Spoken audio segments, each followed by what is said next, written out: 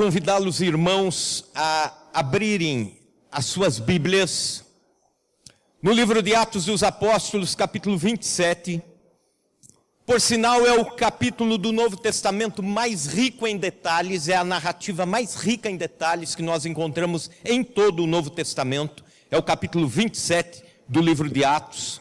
O livro de Atos é um livro precioso para pastores, seminaristas, para líderes cristãos, para missionários, porque é o livro que melhor retrata a caminhada da igreja, a sustentação da igreja, Deus no cuidado da igreja, o Espírito Santo capacitando a igreja, a obra missionária acontecendo por causa do ímpeto gerado pelo Pentecostes. É um livro riquíssimo para nós que trabalhamos na obra de Deus. E eu quero convidá-lo a abrir no capítulo 27, vamos ler do versículo 9 em diante, alguns versículos deste capítulo. E eu quero falar sobre o tema, quando não ouvimos a voz de Deus.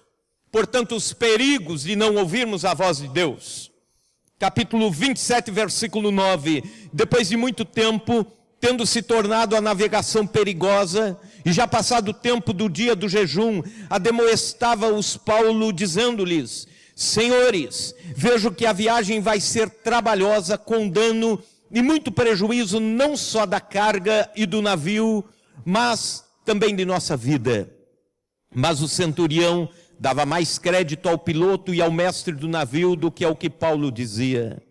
Não sendo porto próprio para invernar, a maioria deles era da opinião que partissem dali para ver se podiam chegar a Fenícia e ali passar o inverno, visto ser o porto de Creta, o qual olhava para o nordeste e para o sudeste. Soprando brandamente o vento sul, pensando eles ter o que desejavam, levantaram âncora e foram costeando mais de perto a ilha de Creta. Entretanto, não muito depois, desencadeou-se do lado da ilha um tufão de vento chamado Euroaquilão. E sendo o navio arrastado com violência, sem poder resistir ao vento, cessamos a manobra e fomos deixando levar. Passando sob a proteção de uma ilhota chamada Cauda, a custo conseguimos recolher o bote. E levantando este, usaram de todos os meios para cingir o navio. Temendo que dessem em Sirte, arriaram os aparelhos e foram ao léu. Açoitados severamente pela tormenta, no dia seguinte já aliviavam o navio. E ao terceiro dia, nós mesmos com as próprias mãos lançamos ao mar a armação do navio. E não aparecendo, havia alguns dias, nem sol, nem estrelas, caindo sobre nós grande tempestade, dissipou-se, afinal, toda a esperança de salvamento. Havendo todos estado muito tempo sem comer, Paulo, pondo-se em pé, no meio deles, disse: Senhores, na verdade era preciso ter-me atendido e não partir de Creta para evitar este dano e perda. Mas já agora vos aconselho, bom ânimo, porque nenhuma vida se perderá de entre vós, mas somente o navio. Porque esta noite um anjo de Deus, de quem eu sou e a quem eu sirvo, esteve comigo, dizendo: Paulo, não temas, é preciso que compareças perante César, e eis que Deus, por sua graça, te deu todos quantos navegam contigo. Portanto, senhores, tende bom ânimo, pois eu confio em Deus, que sucederá de modo porque me foi dito. Porém é necessário que vamos dar a uma ilha. Veja comigo o versículo 38. Refeitos com a comida, aliviaram o navio, lançando o trigo ao mar. 44. Quanto aos demais, que se salvassem uns em tábuas e outros em destroços do navio. E foi assim que todos se salvaram em terra. Eu li a história de Roger Boisjoli, um engenheiro mecânico que projetava anéis para a vedação de tanques de combustível das aeronaves. E ele sempre alertava a NASA dizendo: não efetuem nenhum lançamento de foguete a menos de 35 graus centígrados de temperatura. Senão há um risco de os anéis estarem ainda duros pelo frio e se partirem ou não vedarem corretamente o tanque de combustível. Pois bem, no dia 27 de janeiro de 1986, na véspera do lançamento da Challenger, o Serviço de Meteorologia disse que no dia seguinte a temperatura estaria a 18 graus centígrados. E este engenheiro ligou para sua empresa que prestava serviço à NASA e pediu, por favor, não lancem a Challenger, não lancem o ônibus espacial amanhã. E eles disseram, os relatórios do engenheiro são inconclusivos e nós temos pressa. O mundo inteiro aguarda esse lançamento. No dia seguinte, a uma temperatura de 18 graus, como estava anunciado, este engenheiro orou a Deus e pediu misericórdia. Escreveu no seu diário naquela manhã: espero sinceramente que esse lançamento não termine numa catástrofe.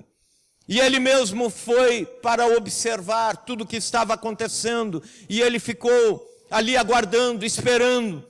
E quando houve o lançamento, durante 1 minuto, e aí ele respirou fundo e disse: que bom, ufa, deu certo. Mas dali mais 13 segundos, a aeronave explodiu, causando a morte de toda a tripulação e um prejuízo de milhões e milhões de dólares. A missão espacial transformava-se numa catástrofe espacial. Uma decisão a ser tomada, uma advertência feita, uma ação negligente e uma tragédia fatal. Quando nós olhamos para este capítulo da Bíblia que lemos, nós encontramos a mesma coisa, talvez em proporções menores até, mas a mesma sequência. Pois bem, ao final do seu ministério, o apóstolo Paulo estava sendo levado agora como prisioneiro para Roma. E lá em Roma ele seria julgado pelo próprio imperador de Roma. Ele apelou para o imperador e ele queria ir a Roma para fazer a sua defesa perante César e também aproveitar e pregar o evangelho para o imperador. Mas ele ia como prisioneiro. E o navio, com mais 275 pessoas, partiu. E antes de partir, Paulo disse: não podemos partir de Creta. Vamos esperar, vamos aguardar nesse lugar chamado Bons Portos, porque Deus me mostra que a viagem será difícil demais e que nós correremos o risco de morrer e que toda a carga do navio vai se perder e que o navio vai se perder. Não vamos ficar, vamos passar o inverno aqui, depois a gente vai. E o comandante do navio ouviu alguns experientes e disse: nós vamos partir. Ouviu a todos que estavam ali, 275 votos contra 1, e eles disseram: nós vamos partir agora. E não demorou muito para que uma grande tempestade aviltasse o navio, jogasse o navio de um lado para o outro, e a carga do navio se perde, o navio vai ao léu, para que não morressem quebrados, todos espatifados nas grandes ondas. Eles tiraram o mastro e os aparelhos do navio e foram ao léu, até que finalmente Deus fala com Paulo e Paulo anima todo o pessoal e eles chegam numa ilha. Antes de chegar à ilha, o navio se quebra e eles, com pedaços do navio, vão até a ilha de Malta. Quando chegam na ilha de Malta, um milagre acontece. Deus usa Paulo para curar todos os enfermos da ilha, diz assim o capítulo seguinte, e também a ilha inteira conhece o evangelho de Cristo. Mas com base nesta advertência de Paulo, e com base na resposta do centurião Júlio, que estava no navio, é que eu quero falar sobre os perigos de nós não ouvirmos a voz de Deus. Ou então quando nós não ouvimos a voz de Deus. E para isso eu quero fazer 3 perguntas ao texto. A primeira pergunta é: em que circunstâncias eu deixo de ouvir a voz de Deus? Primeira delas, quando eu me guio apenas pela experiência. Veja comigo os versículos 10 e 11. Dizendo-lhes: senhores, vejo que a viagem vai ser trabalhosa. Isso Paulo falando, com dano e muito prejuízo, não só para a carga do navio, mas também para a nossa vida. Mas o centurião dava mais crédito ao piloto e ao mestre do navio do que ao que Paulo dizia. A voz da experiência é muito importante. Quando vamos tomar decisões na vida, quando vamos comprar alguma coisa, quando vamos fazer um empreendimento, é muito importante ouvirmos quem tem experiência naquilo que vamos fazer. Por quê? Para não errarmos. Mas nem sempre a voz da experiência é a voz da razão. E nem sempre a voz da experiência é a voz de Deus. E nem sempre a experiência vai estar conjugada à obediência a Deus. E é isso que nós encontramos aqui. O comandante ouve a advertência de Paulo. Quem sabe num primeiro momento até leva a sério. Mas aí ele vai conversar com o mestre, com o piloto, com os homens que entendiam do mar, dos ventos. E aí ele toma a decisão exatamente contrário a que Paulo está orientando debaixo da voz de Deus, do cuidado de Deus, em obediência a Deus. E quando nós supervalorizamos a experiência em detrimento à voz de Deus, nós corremos o risco de enfrentar as tragédias e tempestades da vida. É mais ou menos o que aconteceu no dia 14 de abril de 1912. Capitão Smith era considerado o melhor capitão da marinha mercante do mundo. E ele iria naquela noite encerrar a sua carreira, fechar com chave de ouro o seu currículo arrojado, impecável. E ele foi escolhido pela companhia para comandar o Titanic, indo de Stampton até Nova York. E ele tinha um horário para chegar em Nova York. Mas ele disse: eu vou fazer aqui eu vou fazer algo aqui para surpreender, eu vou chegar antes do horário. E ele imprimiu a maior velocidade que podia no navio. E alguns navios estavam avisando o Titanic: ó, cuidado, tem iceberg na frente. Ele recebe 7 avisos e ele ignorou todos em nome da experiência. Ele disse: eu já passei por aqui e eu já passei por essa velocidade. E não tem problema nenhum, nós vamos chegar em Nova York. Dali alguns minutos, depois do último aviso, ele bate com o iceberg e o resultado você conhece: 1.522 pessoas morrem nas águas gélidas do Pacífico. Esse episódio também mostra que nem sempre a voz da experiência é a voz da razão. Mas também eu deixo de ouvir a voz de Deus quando me guio pela lógica. Veja comigo o versículo 12, primeira parte: não sendo porto próprio para invernar, a maioria deles era de opinião que partissem dali. Não sendo porto próprio. Eis aqui a ideia de que eles estavam num lugar errado e pela lógica teriam que sair daquele lugar então, porque não iriam invernar ali. Mas Deus está dizendo para parar ali. Mas a lógica diz que a gente tem que ir adiante. Então vamos pela lógica. A lógica é o ramo da filosofia que nos ajuda a pensar corretamente, a pensar com um certo grau de sensatez que nos faça acertar nas decisões.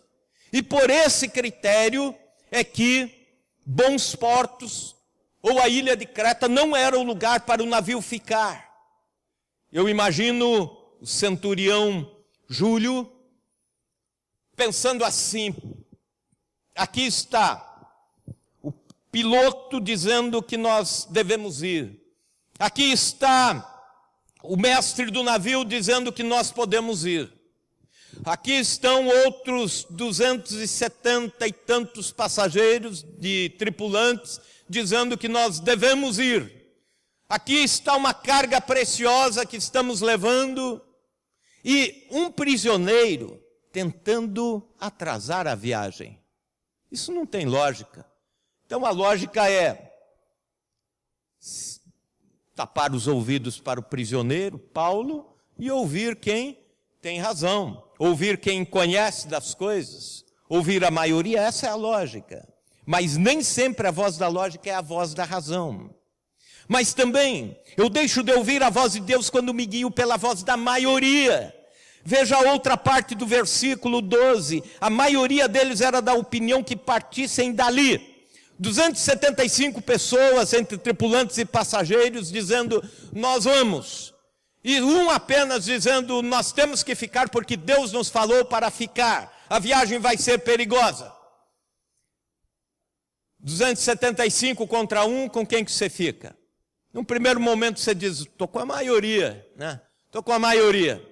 E nem sempre a maioria é a voz de Deus. Há um ditado que anuncia o seguinte, a voz do povo é a voz de Deus. Mas nem sempre isso é verdade. Por quê?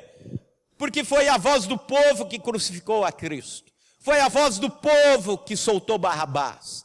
Foi a voz do povo que colocou Cristo na cruz do Calvário.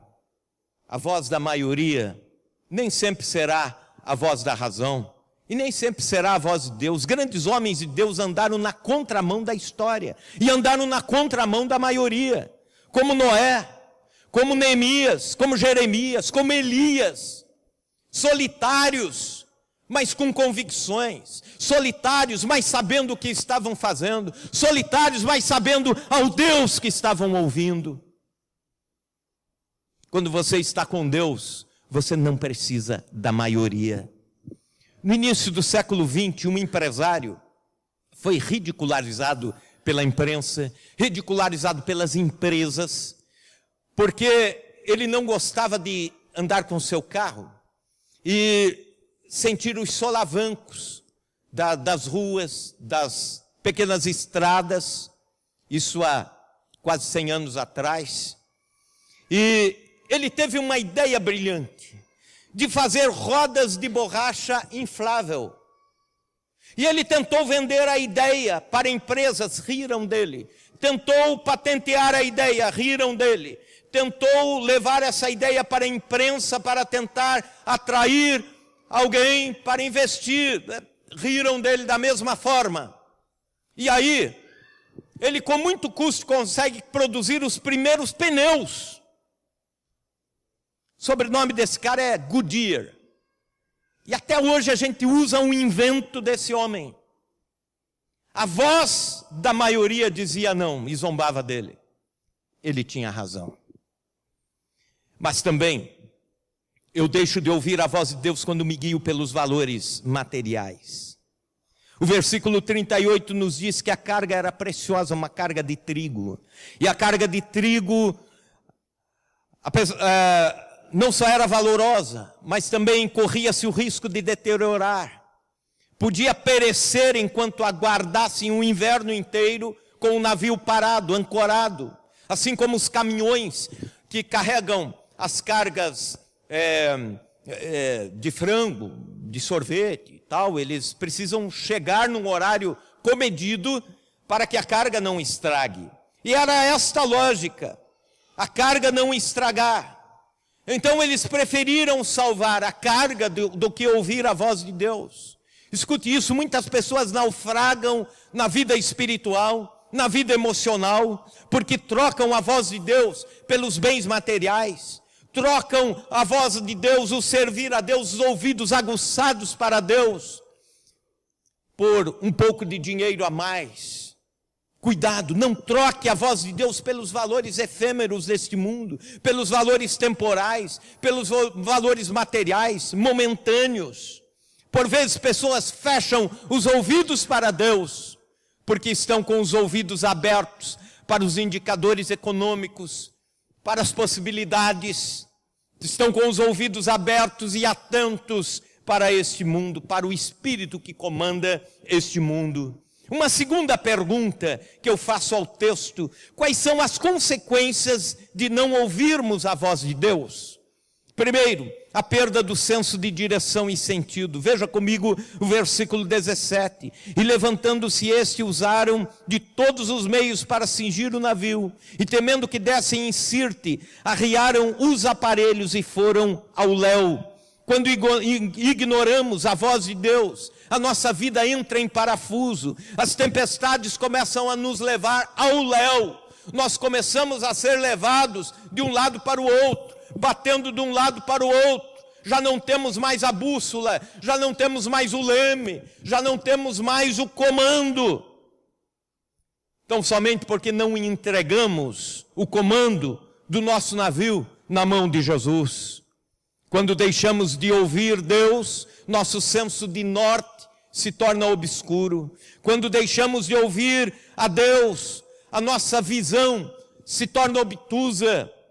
Quando deixamos de ouvir a Deus porque aceleramos a nossa vida, e acelerando a nossa vida, não temos tempo para parar e ouvir Deus, não temos tempo para refletir, não temos tempo de nos assentar nos bancos da igreja e ouvir a palavra de Deus, e chegar em casa e tentar digerir aquilo que Deus falou conosco. Não temos mais tempo de pegar a Bíblia, folheá-la, estudá-la, refletir sobre textos bíblicos. Não temos mais tempo de aquietar o coração diante de Deus em meditação. E quando isso acontece, o nosso navio vai se despedaçando. Sabe, às vezes nós somos muito velozes na nossa vida, na nossa caminhada, na nossa existência. E isso nos tira o senso de direção e de audição da voz de Deus. Acabamos em alguns momentos ouvindo a voz de Deus, mas não conseguimos nem entendê-la.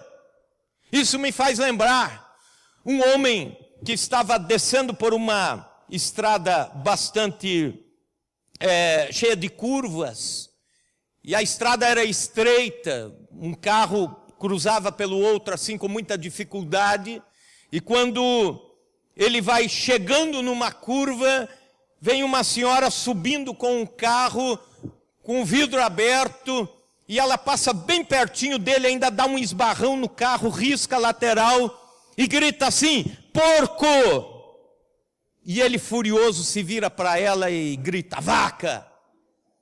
Só que ele termina de fazer a curva, acelerando, nervoso, e ele dá de cara com um porco na rodovia, na estrada, e bate no porco e capota. Sabe, é assim que às vezes acontece com a nossa vida. Nós nem entendemos o que Deus está querendo dizer, e a gente diz: eu já sei, Deus começou a falar isso, eu já sei onde isso vai terminar. O pastor está pregando isso, e eu já sei onde isso vai dar, né? Eu já sei tudo. Outra consequência, quando não ouvimos a voz de Deus, é a perda da segurança. Veja comigo os versículos 18 e 19. Açoitados severamente pela tormenta, no dia seguinte já aliviaram o navio. E ao terceiro dia, nós mesmos, com as nossas próprias mãos, lançamos ao mar a armação do navio. Pessoas que um dia fecharam os ouvidos para Deus, hoje são inseguras. O navio está ao léu, são inconstantes, volúveis, suscetíveis às intempéries, às tempestades, aos naufrágios da vida. Outra consequência de não ouvirmos a voz de Deus é a perda da esperança. E isso vai ficando mais grave. Veja comigo o versículo 20. E não aparecendo, havia alguns dias nem sol, nem estrelas. Por vezes esse é o quadro da vida de muitas pessoas. O céu fechado, caindo sobre nós grande tempestade, dissipou-se afinal toda a esperança de salvamento. Quando não ouvimos a voz de Deus, podemos chegar ao desespero. Homens da Bíblia Sagrada que não ouviram Deus, provaram o desespero, como Sansão, como Jonas, como aquele homem que procurou a Jesus, aquele jovem que a Bíblia apenas o chama de o jovem rico. Sabe, quando não ouvimos a voz de Deus, perdemos a esperança, perdemos a segurança, perdemos o senso de direção. Mas eu faço uma terceira pergunta ao texto: há caminho de volta para quem não ouviu a voz de Deus? E a resposta é sim, há caminho de volta. O nosso Deus é o Deus da graça, o nosso Deus é o Deus das novas oportunidades, o nosso Deus é o Deus dos recomeços. Se você está preocupado de não ter ouvido a voz de Deus e estar nos naufrágios da vida, a boa notícia que eu tenho para você nesta noite é que tudo pode dar certo a partir de agora. Amém? Há caminho de volta. Se você está sofrendo as consequências, veja o que diz a palavra de Deus. Em primeiro lugar, para voltar, recobre-se do sentimento de culpa. Isto é, deixe para trás o sentimento de culpa pelos erros da vida. Versículo 21, parte última. Senhores, na verdade era preciso terem me atendido e não partir de Creta, para evitar esse dano e perda. Mas já agora vos aconselho, bom ânimo, porque nenhuma vida se perderá dentre vós, somente o navio. Sabe, eu fico imaginando aqui, se eu fosse Paulo nesse momento, eu não deixaria barato. A hora que começou a despedaçar o navio, eu ia dar de dedo nesses caras. Eu ia dizer, viu, eu não falei lá atrás, eu falei, eu avisei, eu tinha razão, agora está aí. Mas não é isso que Paulo faz. Paulo diz, vocês podiam ter me ouvido, mas não tem problema.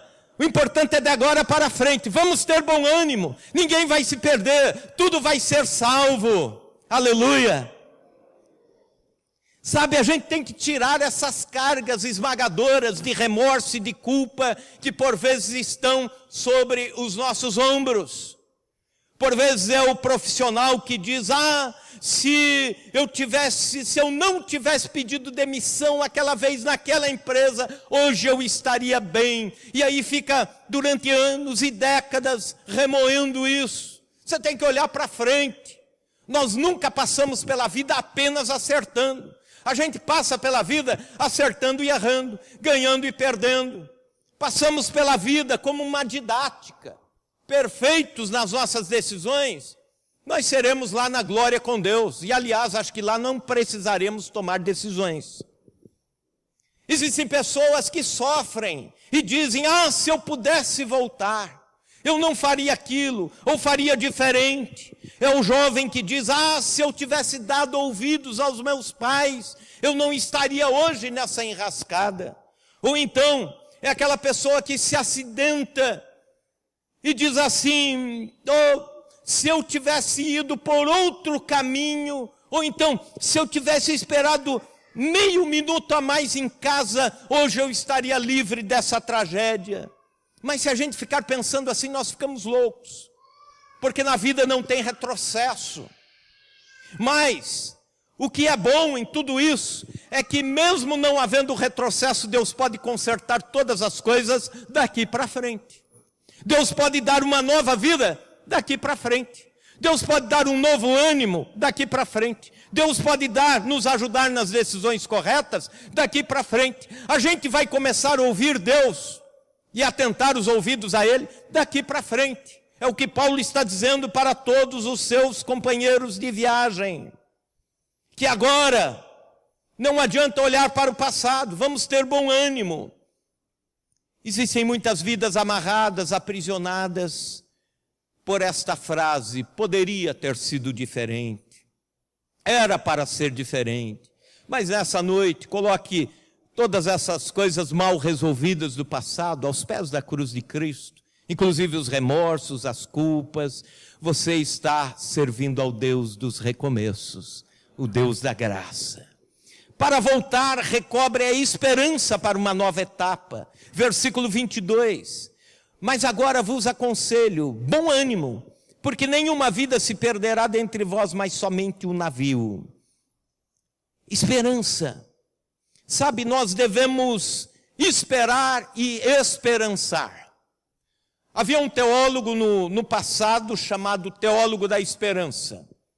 E até por esses tempos agora, um filósofo brasileiro, Mário Sérgio Cortella, andou falando sobre os trabalhos dele e que há uma diferença entre esperar e esperançar. E chegam tempos difíceis na vida que nós esperamos, mas não esperançamos.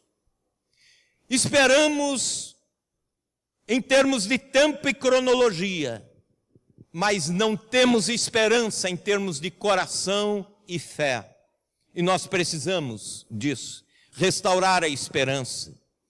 Quando não ouvimos a voz de Deus e naufragamos, primeira coisa que precisamos é recobrar a esperança. Renove a sua esperança em Deus. Deus pode fazer tudo diferente daqui para frente. Deus pode fazer valer a pena daqui para frente. Aleluia. Para voltar, retome a convicção de prioridades no seu relacionamento com Deus. Preste bem atenção nesse versículo agora. Agora preste muita atenção para você não perder este insight aqui. Versículo 23. Paulo falando ainda aos seus companheiros de viagem. Porque esta noite, um anjo de Deus, de quem eu sou, falando do Deus, de quem eu sou e a quem eu sirvo, esteve comigo dizendo: Paulo, não temas, é preciso que compareças perante César. Observe a ordem que Paulo usa para testemunhar do seu relacionamento com Deus. Ele primeiro diz que é de Deus, tá? O Deus de quem eu sou, em primeiro lugar. Em segundo lugar, a quem eu sirvo. Então, em primeiro lugar, nós somos de Deus. Em segundo lugar, nós servimos a Deus. Por prioridade, primeiro somos de Deus, depois servimos a Deus. E essa nota é muito importante. Ela testemunha o pacto, ela testemunha a aliança, ela testemunha que nós somos de Deus através de Cristo. E isso por causa do sacrifício na cruz do Calvário. Nós fomos comprados por bom preço, pertencemos a Deus. Aleluia. Isso é relacionamento.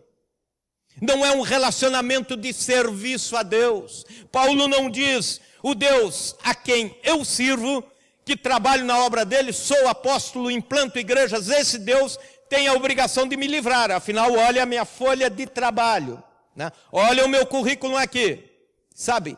E nós podemos ter anos e décadas de pastorado, de presbiterato, de obra missionária, de contribuição com o reino de Deus, mas Ele vai te dar os livramentos da vida porque você é dele, não porque você serve a Ele.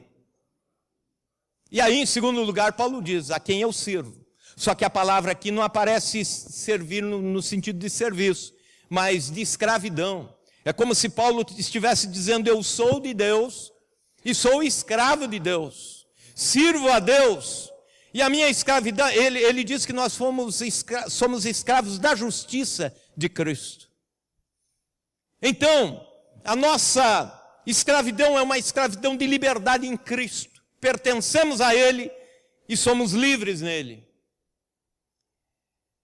Esse Deus de quem nós somos e servimos, este Deus é o que nos dá a segurança de poder voltar nas tempestades da vida e dizer: Senhor, me perdoa, me ajuda a fazer certo da próxima vez. Senhor, me dá força para conseguir fazer do jeito teu. Me dá força de, na outra viagem para Roma, eu ouvir a tua voz antes de sair.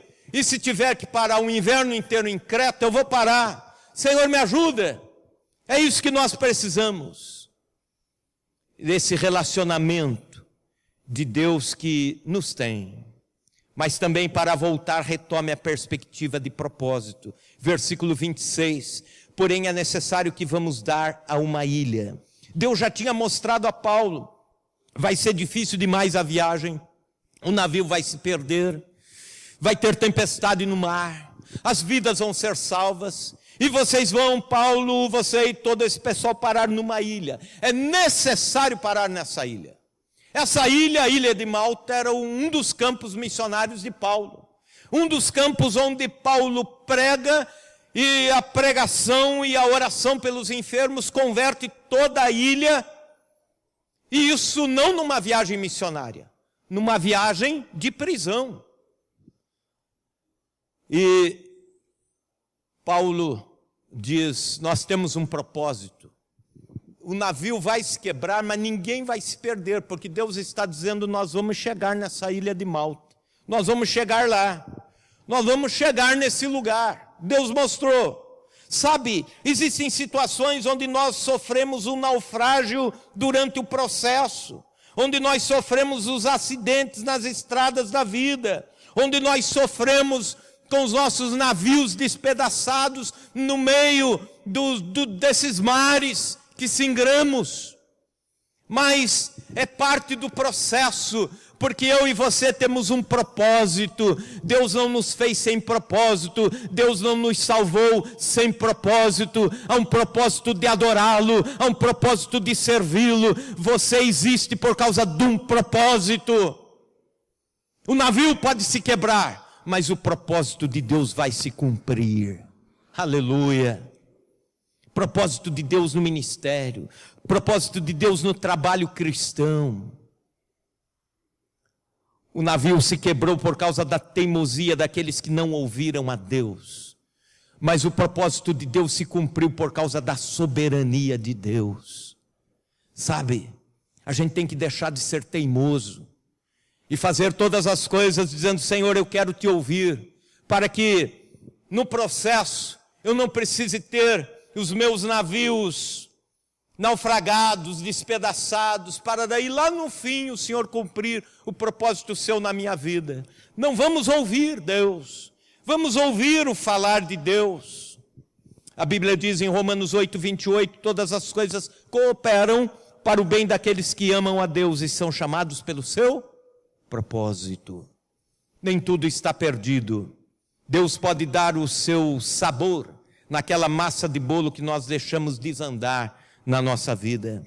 Quantas pessoas têm sofrido as consequências de não terem ouvido a Deus? Pior ainda quando ouvem a Deus e não obedecem à voz de Deus. Pior ainda quando ouvem Deus e não conseguem colocar esta voz de Deus em prática na sua vida e nas suas ações. E por causa disso, os naufrágios vêm, os navios se despedaçam, as advertências de Deus vêm, mas nós não ouvimos e sofremos as consequências. E o coração vai se fechando. Mas há um caminho de volta. Elimine a culpa, leve-a aos pés da cruz, recobre a esperança, retome a convicção de que você é de Deus, acima de todas as coisas. Retome a perspectiva do propósito de Deus na sua vida. Deus fez você com um propósito. E aí veja o versículo 44, a última frase: e foi assim que todos se salvaram em terra. E foi assim que todos se salvaram em terra. Deus quer isso para a minha e para a sua vida.